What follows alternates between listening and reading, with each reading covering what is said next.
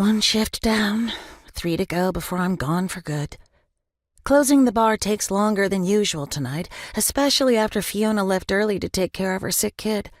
It's all me, washing the dishes, restocking, cashing out, and cleaning up the atrocious mess left by our unruly customers. After our home football team lost the game, our lovely drunken patrons were particularly belligerent, driving up my stress levels like a broken thermometer as they tossed food and drinks around like rice at a wedding. Football games are great for my boss because no matter what, people will either have a reason to celebrate or drink their sorrows away. Of course, he has a great time counting his money in the back office, while the rest of us are practically fighting for our lives against bleary-eyed men with entitlement issues and a deep dissatisfaction toward their home lives. Thank God it's all over, at least for tonight. It's snowing pretty heavily when I walk out the door, and as much as I dread driving home in it, I can't help but take in the delicate silence as it closes in around me.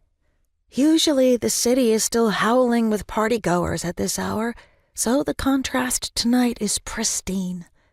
When it snows like this, it's easy to feel like the last person on earth, and that's oddly comforting to me. Being alone means that I don't have obligations, and for once, I wish I could be free of those pesky little things. Being an adult never really treated me as well as I imagined it would in my angsty youth. Freedom comes with a hefty price tag. But tonight, the price has been paid, and I can enjoy my drive home without anyone else on the snow-swept road. During the daytime, the Seattle streets are overrun with impatient assholes who all believe that their daily tasks are the single most important thing on planet Earth. I appreciate that I work late, because I'm never stuck in traffic, but that's just about the only perk.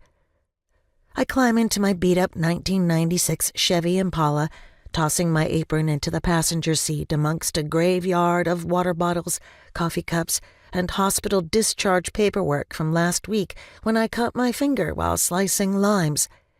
It sounds like a small thing, but it wasn't.